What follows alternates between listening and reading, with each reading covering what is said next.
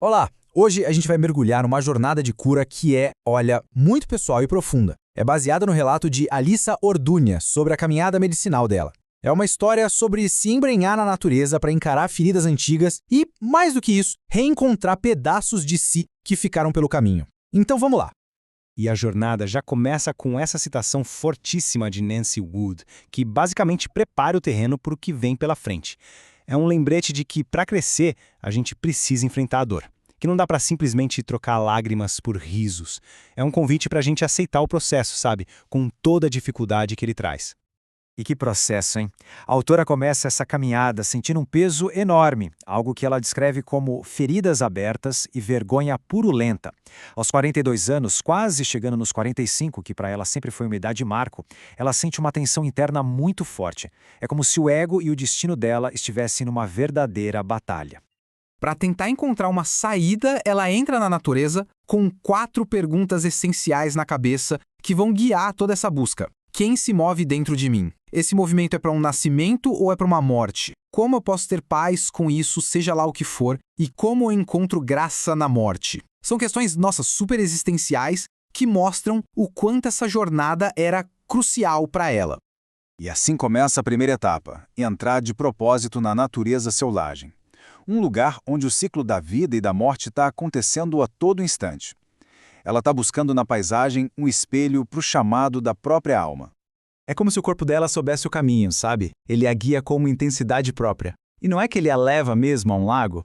E lá ela tem uma visão, uma figura na água, um espírito que na verdade a acompanha desde criança. E esse espírito é Oxum. Para quem não conhece, na tradição iorubá, Oxum é a deusa das águas doces, dos rios, das lagoas. Ela é vista como uma mãe protetora, uma fonte de criatividade, de amor, e ela simboliza o renascimento, principalmente depois de momentos difíceis. E o mito de Oxum a mostra como a primeira feminista. Diz a história que quando as divindades masculinas a excluíram, ela simplesmente reteve as águas da vida. A terra secou, nada mais nascia, e só quando eles a honraram e a respeitaram de novo, ela permitiu que a vida voltasse a florescer. A presença dela, logo no começo da jornada, é um sinal muito poderoso. Bom, a partir daqui a jornada se aprofunda. Para conseguir avançar, vai ser preciso encarar as sombras e cruzar alguns limiares, tanto os físicos quanto os da mente. E o primeiro limiar é, acredite se quiser, bem literal, um portão de madeira. De um lado, o caminho conhecido, bem cuidado, do outro, um mato alto, selvagem. É um ponto claro de decisão, sabe? Um convite para entrar de vez no desconhecido. Para ter coragem de atravessar esse portão, ela se lembra das palavras de Gary Snyder. A liberdade de verdade vem quando a gente aceita a vida como ela é, imperfeita, dolorosa, mas também passageira. Com isso em mente, ela responde para si mesma: sim, estou pronta. O segundo limiar não é algo físico, é um medo, a imagem de cascavéis escondidas no mato. Mas aqui vem a parte mais interessante. Ela não tinha medo de se machucar. Pelo contrário, uma parte dela estava chamando por elas, buscando aquele choque de adrenalina, aquele pulso de vida que um confronto com a morte provoca. Tudo isso para se sentir completamente presente. E essa dualidade é a chave de tudo. A cobra não é só uma ameaça real. Para ela, se torna uma ferramenta sagrada, uma personagem no mito pessoal dela. O medo vira um jeito de conectar a mente e o corpo. E isso acaba alimentando a vontade dela de seguir em frente. Mas para quem é essa jornada, afinal?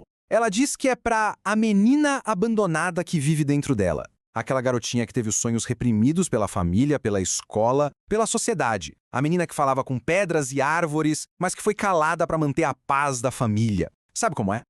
E agora a gente chega no clímax emocional dessa história.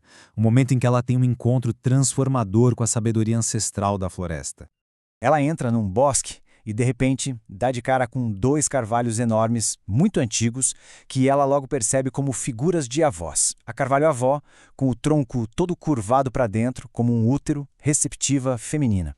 E o carvalho-avô, mais alto, mais largo, retorcido, uma presença masculina forte, sabe? Ancorada.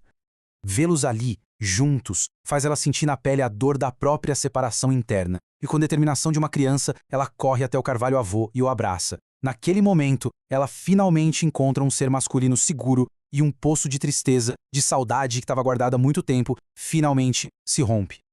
E então ela ouve a mensagem dele. E que palavras! Uma mensagem poderosa de pertencimento, de resiliência.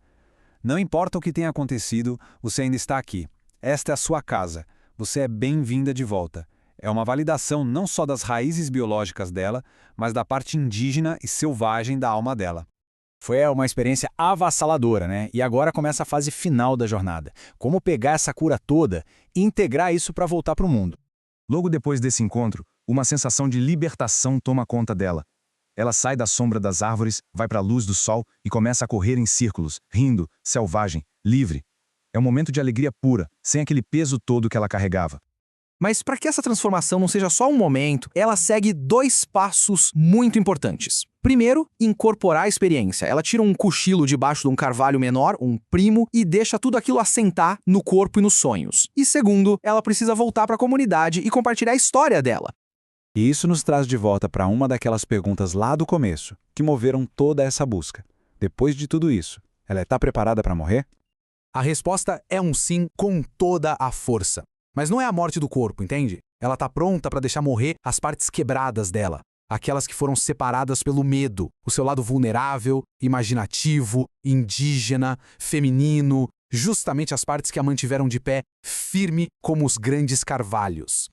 E assim, a jornada se fecha com essa frase. A menina que se sentia abandonada, que buscou refúgio na floresta, finalmente conseguiu juntar seus pedaços perdidos. Ela não está mais perdida. Ela voltou para casa, para dentro de si mesma.